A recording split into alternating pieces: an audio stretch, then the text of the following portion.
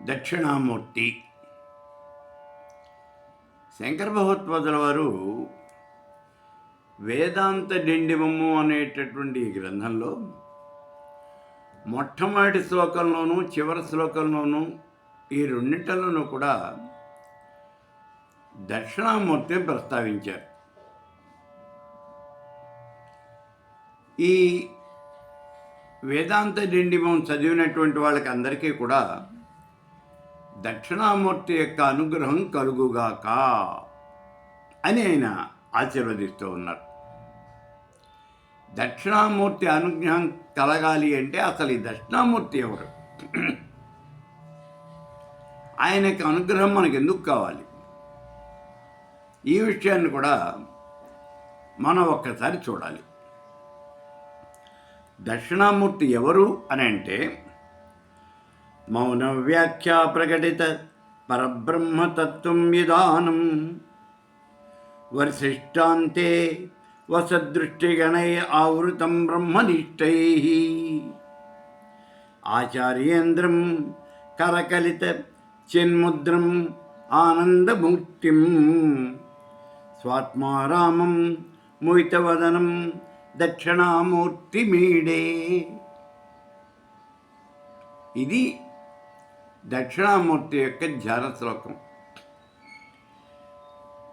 ఈ దక్షిణామూర్తిని చెప్పేటప్పుడు ఈయనేమో చాలా చిన్న వయసులో ఉన్నటువంటి వాడు, చాలా చిన్న వయసులో ఉన్నాడు.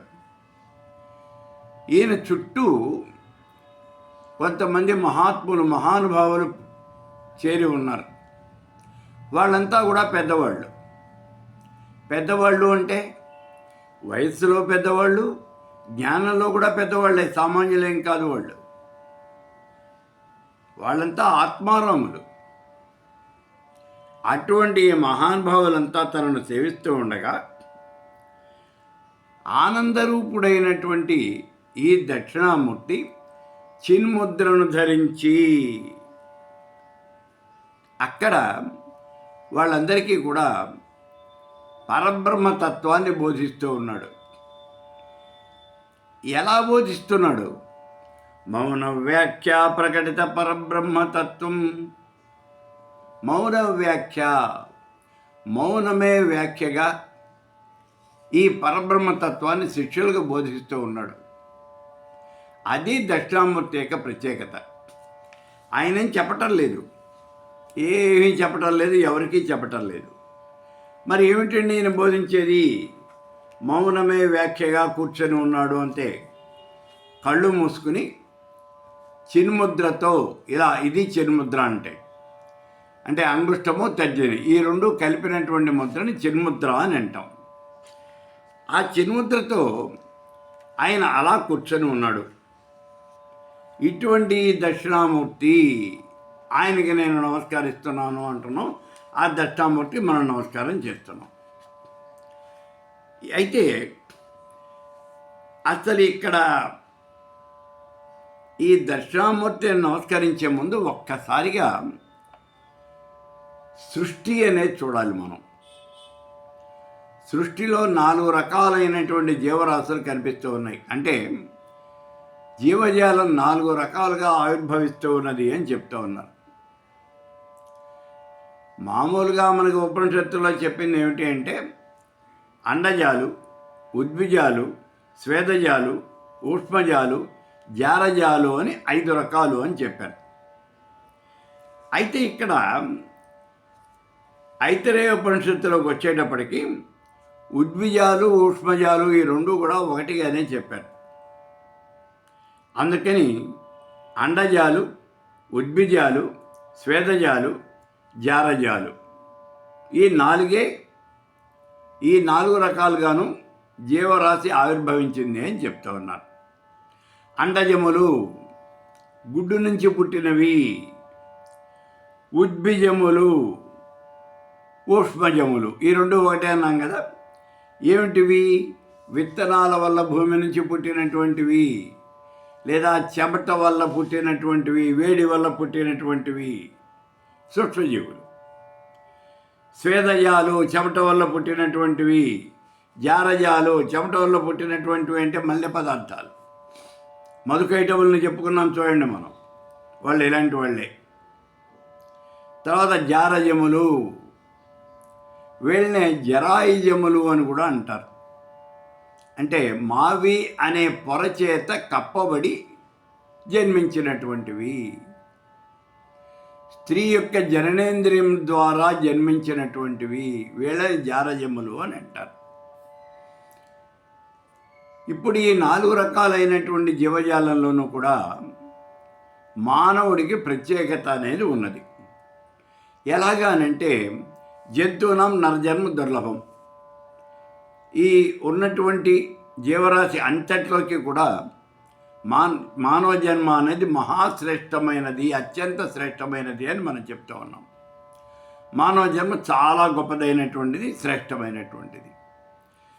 ఇక్కడ ఎవరు ఒప్పుకున్నా ఒప్పుకోకపోయినా ఒక్క మాట మాత్రం మనం చెప్పుకుని తీరాలి. ఏమిటి అంటే ఈ మానవ జన్మలో కూడా అందునాం బ్రాహ్మణ జన్మ మరీ దుర్లభం అని చెప్తూ ఉన్నాడు. ఎందుకని ఇట్లా చెప్తున్నాడు? చాలామంది కోపం వస్తుంది నేను ఈ మాట చెప్తే. మీ కోపతాపాలతో మాకు పని లేదు. ఇక్కడ ఉన్న విషయంగా మీ దగ్గరికి తీసుకురావాలి అంతే. ఎందుకని బ్రాహ్మణ జన్మ దుర్లభమైనటువంటిది అంటే జన్మలు అన్నింటల్లోనూ పుణ్యకర్మలు ఎక్కువగా చేసినటువంటిది బ్రాహ్మణ జన్మ. ఈ బ్రాహ్మణుడికి పుట్టుకతోనే ఆధ్యాత్మిక చింతన అనేది ఉంటుంది. మీరు వెంటనే అడగచ్చు, బ్రాహ్మణులందరూ అలా లేరు కదండి, మాతో పాటుగానే వాళ్ళు తిరుగుతూ ఉన్నారు, వాళ్ళు బార్లోకి వచ్చి మాతో పాటుగానే మందు తాగుతూ ఉన్నారు, మాంసం తింటూ ఉన్నారు, సిగరెట్లు కాలుస్తూ ఉన్నారు, మరి వాళ్ళ జన్మ ఉత్తమమైనది ఎందుకు అవుతుంది అని. వాళ్ళని గురించి నేను చెప్పటం లేదు. మీతో పాటుగా బార్లో కూర్చుని మందు తాగేవాళ్ళు, లేకపోతే మాంసం తినేవాళ్ళు, సిగరెట్లు కాల్చేవాళ్ళు, వాళ్ళని బ్రాహ్మణులుగా మేం పరిగణించటం లేదు. మీరేమైనా పరిగణిస్తున్నారేమో నాకు తెలియదు. వాళ్ళు బ్రాహ్మణులు కాదు. బ్రాహ్మణుడు అంటే ఎవడు? సర్వకాల సర్వావస్థలందు కూడా సత్యాన్వేషణలో కాలం గడిపేటటువంటి వాడు మాత్రమే బ్రాహ్మణుడు.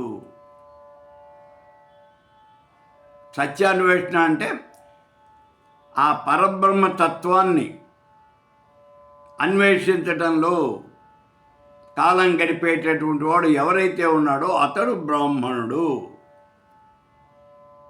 మిగిలిన వాడు బ్రాహ్మణుడు కాదు. అందుకే మనకి సామవేదంలో వజ్రసూచి ఉపనిషత్తు అని ఒకటి ఉంది. వజ్రసూచికోపనిషత్తు అని అంటారు దాన్ని. అందులో అడుగుతాడు, బ్రాహ్మణుడు అంటే ఎవరు? బ్రాహ్మణుడు అంటే యజ్ఞయాగాదులు చేసినవాడా? కాదు. ఎందుకంటే చాలామంది ఉన్నారు. యజ్ఞయాగాదులు చేసినటువంటి వాడు క్షత్రియులు ఉన్నారు, వైశ్యులు ఉన్నారు. వేదాలు చదివినటువంటి వాడా? క్షత్రియులు వేదాంగ విధులు ఉన్నారు. మరి ఎవరయ్యా? తపస్సు చేసినటువంటి వాడా? కాదండి. నిరంతరము సత్యాన్వేషణలో కాలం గడిపేటటువంటి వాడు మాత్రమే బ్రాహ్మణుడు. బ్రహ్మజ్ఞానం కలిగినటువంటి వాడు మాత్రమే బ్రాహ్మణుడు. అది బ్రాహ్మణుడు అంటే. అయితే ఈ బ్రహ్మజ్ఞానం కలిగినటువంటి వాడు, సత్యాన్వేషణలో కాలం గడిపేటటువంటి వాడు ఏ కులంలో పుట్టినప్పటికీ, ఏ జాతిలో ఉన్నప్పటికీ అతడు బ్రాహ్మణుడిగానే పరిగణించబడతాడు. అతడు శూద్రుడైనప్పటికీ, మీరు అంటరానివాడు అని చెబుతూ ఉన్నప్పటికీ, అతడు కనుక సత్యాన్వేషణలో ఉన్నట్లయితే అతడు బ్రాహ్మణుడుగానే పరిగణించబడతాడు. అతడు బ్రాహ్మణుడు అంతే. అయితే ఇక్కడ ఈ మానవుడికి ఉండేటువంటిది ఏమిటి అంటే, మామూలుగా ఉండేటువంటి జీవరాశి కన్నా మానవుడికి ప్రత్యేకంగా ఉన్నటువంటిది అంతఃకరణ చతుష్టయం. మనస్సు అనేది ఉంది. మనస్సు, బుద్ధి, చిత్తం, అహంకారం, ఈ 4 ఉన్నాయి. ఏదైనా ఒక విషయాన్ని ఆలోచించగలిగినటువంటి శక్తి అనేది మానవుడికి ఉంది. ఏ విషయాన్నైనా సరే ఆలోచించగలిగిన శక్తి మానవుడికి ఉంది. యుక్తాయుక్త విచక్షణ జ్ఞానము అనేది ఉంది. నిశ్చయించగలిగినటువంటి శక్తి ఉంది. అందుకే అంతఃకరణ చతుష్టయము అంటే మనస్సు, బుద్ధి, చిత్తం, అహంకారం. మనస్సు మననం చేసేది మనస్సు, నిశ్చయించేది బుద్ధి, చింతించేది చిత్తము, అనుభవించేది లేదా అహంకరించేది అహంకారము. ఈ 4 ఉన్నాయి మానవుడికి. కర్మ చేయాలి అంటే మానవుడు మాత్రమే చేయాలి. కర్మ చేయాలంటే మానవుడు మాత్రమే చేయాలి. ఇంకా లోకంలో ఉన్నటువంటి, ఈ జగత్తులో ఉన్నటువంటి ఏ జీవము కూడా కర్మ చేయలేదు. పశువులు, పక్షులు చేయలేవు. జలచరాలు, కేచరాలు ఇవి ఏవి కూడా కర్మ చేయలేవు. కర్మ చేయగలిగినటువంటిది మానవుడు ఒక్కడే. అందులో కూడా కర్మ చేయాలి అనేటువంటి మంచి బుద్ధి కలిగినటువంటి వాడు అతడే బ్రాహ్మణుడు. కర్మ చెయ్యాలి, యుక్తాయుక్త ఇచ్చేసిన జ్ఞానము, ధర్మాలు ఇవన్నీ కూడా నిర్ణయించగలిగినటువంటి వాడు, ఈ శక్తి కలిగినటువంటి వాడు అతడు బ్రాహ్మణుడు. అతడు ఏ కులంలో అయినా పుట్టినవ్వండి, ఈ శక్తి కనుక ఉంటే అతడు బ్రాహ్మణుడు అంతే. బ్రాహ్మణుడికి ఉండవలసిన క్వాలిఫికేషన్ అది. అందుకే చెప్పింది, జన్మనా జాయతే శూద్ర కర్మణా జాయతే ద్విజ. జన్మించడం చేత అందరూ కూడా శూద్రులే, కానీ వాళ్ళు చేసేటువంటి కర్మని బట్టే వాళ్ళు బ్రాహ్మణులు అవుతూ ఉన్నారు. సరే, ఇక్కడ ఇటువంటి ఈ బ్రాహ్మణుడు ఇప్పుడు పరబ్రహ్మతత్వం, ఈ బ్రాహ్మణుడు సామాన్యంగా ఈ ఆధ్యాత్మిక చింతన కలిగినటువంటి వాళ్ళంతా ఎవరు అంటే బ్రాహ్మణులు. ఎందుకని అంటే ఇది అనువంశికంగా వస్తూ ఉన్నటువంటిది. వాళ్ళ ముత్తాతలు వాళ్ళ తరతరాల నుంచి వాళ్ళకి నరాల్లోనూ జీర్ణించుకుపోయినటువంటిది. అందుకు ఇక్కడ బ్రాహ్మణుడు ఉత్తముడు అని చెప్పేది. వాడి వాళ్ళ మీతో పాటుగా బార్లో కూర్చొని మందు తాగొచ్చు, మాంసం తినచ్చు, కానీ వాడికి లోపల ఈ ఆధ్యాత్మిక చింతన అనేది ఉన్నది. కొంతకాలం పోయిన తర్వాత, అంటే వాడికి 60 సంవత్సరాలు దాటిన తర్వాత అయినా సరే ఈ ఆధ్యాత్మిక చింతన అనేది బయటకు వస్తుంది వాళ్ళు. అది అంతర్లీనంగా ఉంది ఆ వ్యక్తిలో. వచ్చిన తర్వాత అతడు బ్రాహ్మణుడిగా పరిగణించబడతాడు, సద్బ్రాహ్మణుడిగా పరిగణించబడతాడు. అందుకు బ్రాహ్మణ జన్మ అనేది దుర్లభము అని చెప్పేది. చాలా గొప్పదైనటువంటి పుణ్యం చేసుకుంటే తప్పించి ఈ బ్రాహ్మణ జన్మ అనేది రాదు. ఇక ఇప్పుడు ఆ పరమేశ్వర తత్వాన్ని గురించి వివరిస్తూ ఉన్నాడు. ఈ చుట్టూ ఉన్నటువంటి బ్రహ్మజ్ఞానులైనటువంటి ఈ మహానుభావులందరికీ కూడా ఆ దక్షిణామూర్తి బ్రహ్మజ్ఞానాన్ని గురించి ఉపదేశిస్తూ ఉన్నాడు. బ్రహ్మజ్ఞానాన్ని గురించి ఉపదేశిస్తున్నాడు అంటే ఎలా ఉపదేశిస్తున్నాడు? అసలు బ్రహ్మాన్ని గురించి ఏం చెప్పాలి? బ్రహ్మాన్ని గురించి చెప్పాలి అంటే అసలు దేని గురించి అయినా మనం చెప్పుకోవాలి అంటే వాళ్ళకి జాతి, పేరు, గుణము, క్రియ ఇలాంటివన్నీ ఉండాలి. ఎవరిని గురించి అయినా ఏమన్నా ఒక విషయం చెప్పాలి అంటే వాడి జాతి ఏమిటి, వాడి పేరు ఏమిటి, వాడి గుణాలు ఏమిటి, వాడు చేసే పనులు ఏమిటి, ఇవన్నీ మన దగ్గర ఉంటే అతను ఫలానా వాడు, ఈ పని చేస్తాడు, ఇంత గొప్పవాడు అని మనం చెప్పగలుగుతాం. అవి ఏమీ లేనప్పుడు మనం ఏం చెప్తాం? మనం చెప్పగలిగిందే ఉంది. ఒక రాయిని తీసుకొచ్చి రాయిని గురించి చెప్పమన్నారనుకోండి, దానికి ఒక రూపం ఉన్నది కాబట్టి ఆ రాయిని గురించి మనం చెబుతాం. మట్టిని గురించి చెప్పంటే చెబుతాం, కానీ రూపం లేనటువంటి దాని గురించి చెప్పంటున్నారు, నామం లేనటువంటి దాని గురించి చెప్పంటున్నారు. దాని గుణం లేదు, క్రియ లేదు, మరి దీని గురించి ఏం చెప్పాలి? ఏం చెప్తాం? అందుకే ఈ దక్షిణామూర్తి మౌన వ్యాఖ్య, నోరు ముసుకొని కూర్చొని ఉన్నాడు, ఏమీ మాట్లాడకుండా కూర్చొని ఉన్నాడు. ఎందుకనంటే ఏం చెప్పాలో తెలియదు. బ్రహ్మము అనేటటువంటిది ఏ రకమైనటువంటి ప్రమాణాల చేత కూడా తెలియబడేది కాదు. ప్రత్యక్ష ప్రమాణం, అనుమాన ప్రమాణం, ఉపమాన ప్రమాణం, శబ్ద ప్రమాణం, ఇలా అనేక రకాలైనటువంటి ప్రమాణాలు ఉన్నాయి. వీటిలో బాగా ప్రఖ్యాతి పొందినవి ఏమిటి అంటే రెండే: ప్రత్యక్ష ప్రమాణం, అనుమాన ప్రమాణం. కంటికి ఎదురకుండా కనిపించేదాన్ని ప్రత్యక్ష ప్రమాణము అని అంటాం, అనుమానంతో నిర్ధారించేదాన్ని అనుమాన ప్రమాణము అంటాం. ఏ రకమైనటువంటి ప్రమాణాలకి కూడా లొంగనటువంటిది, ప్రమాణాల చే తెలుసుకోబడనటువంటిది అది పరబ్రహ్మతత్వము అనేది. అంతేకాదు, ఇంద్రియాల చేత తెలుసుకోలేనటువంటిది. మనకి ఉపనిషత్తులో చెప్పాడు చూడండి, ఇక్కడ ఐత్రేయ ఉపనిషత్తులో, కేనోపనిషత్తులో చెప్పాడు, నా చక్షుర్గచ్చతి నవా గచ్చతి నో మనః. ఆ బ్రహ్మం ఉండేటువంటి చోటికి నా చక్షుర్గచ్చతి, కళ్ళు వెళ్ళలేవు, నా వాగ్గచ్చతి, వాక్కు వెళ్ళలేదు, నో మనః, మనస్సు వెళ్ళలేదు. అంటే ఆ బ్రహ్మాన్ని మనం కళ్ళతో చూడలేము, చెవులతో వెళ్ళలేము, నోటితో చెప్పలేము, మనసుతో ఊహించని కూడా లేము. ఆ బ్రహ్మం ఇలా ఉంటుంది అని చెప్పడం అనేది మన వల్ల కాదు. ఉపనిషత్తుల్లో కూడా కొంతమంది మహర్షుల పరబ్రహ్మ తత్వాన్ని గురించి చెప్పడానికి చాలా వరకు ప్రయత్నం చేశారు. అంతేగాని వాళ్ళు కూడా పూర్తిగా సఫలీకృతం కాలేదు, కొంతవరకు చెప్పగలిగారు. అటువంటిది ఆ పరబ్రహ్మతత్వం. ఆ పరబ్రహ్మతత్వాన్ని గురించి ఏం చెప్పాలి ఇప్పుడు? అదేమిటో చెప్పమని, ఆ బ్రహ్మజ్ఞానాన్ని ఉపదేశించమని, బ్రహ్మ విద్యను చెప్పమని కూర్చున్నారు వీళ్ళంతా కూడా. ఏం చెప్తాడు? అందుకే మౌన వ్యాఖ్య. ఏ రకంగానూ కూడా చెప్పకుండా మౌనంగా కూర్చొని ఉన్నాడో ఆ మౌనమే వ్యాఖ్య.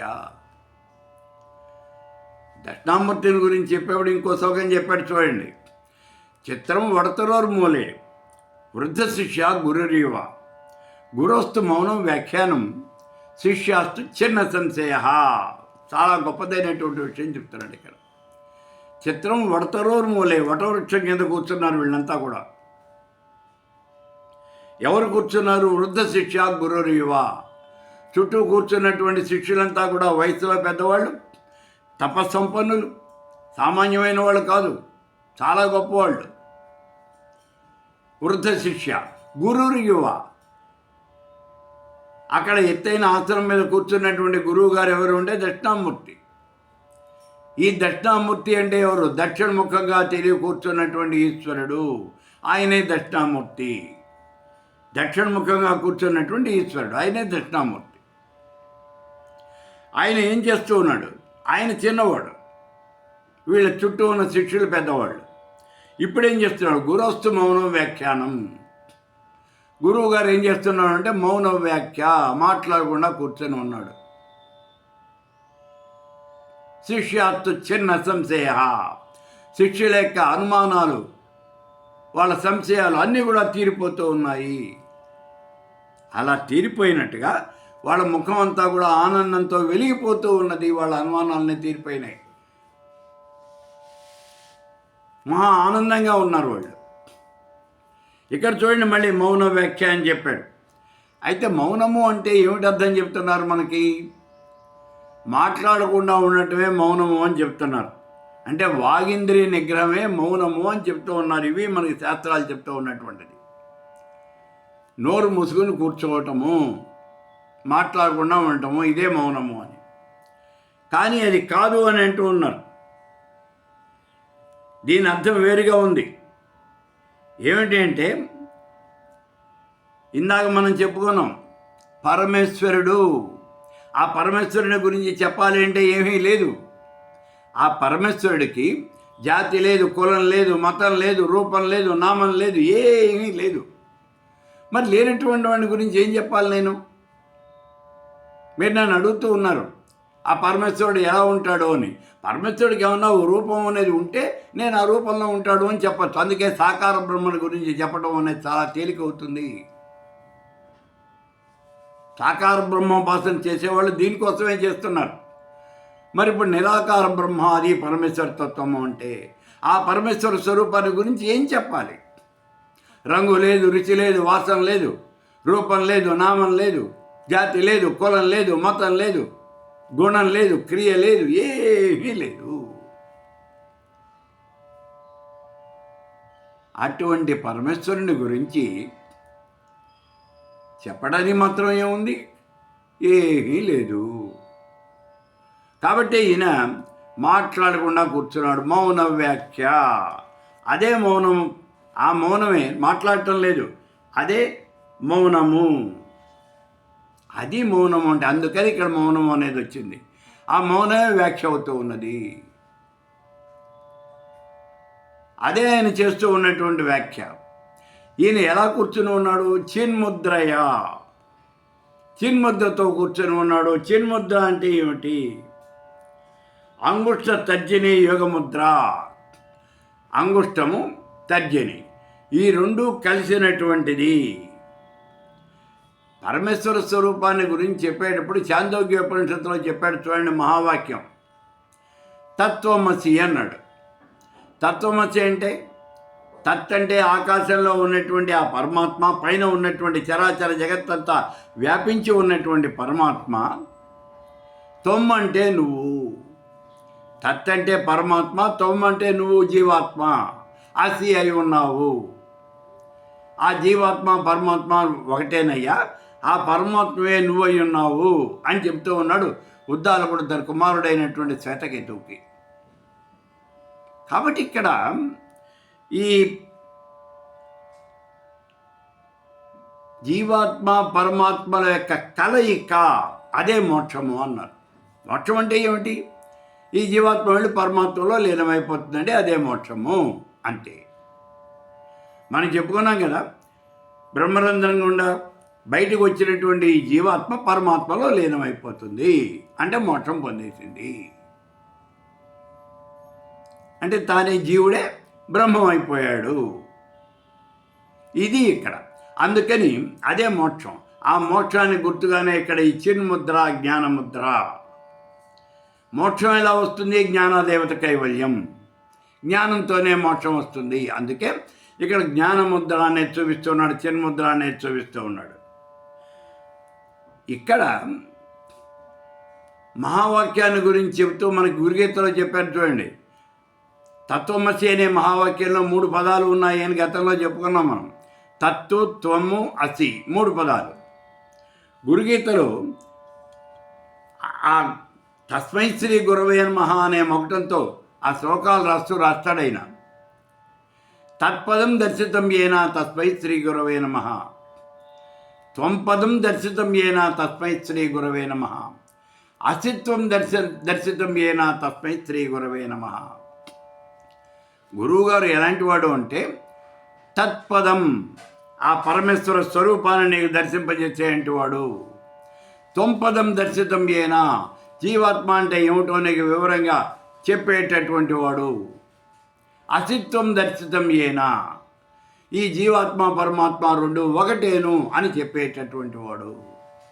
అతడు గురువు.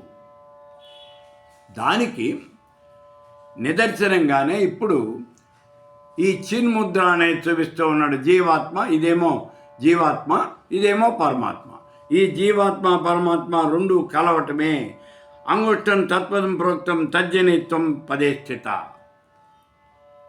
అంగుష్టమేమో తత్పదం, తత్ అంటే అంగుష్టము, త్వం అంటేనేమో తర్జని. తయోర్ ఐక్యసంధానం చిన్ముద్ర సా ప్రకీర్తిత.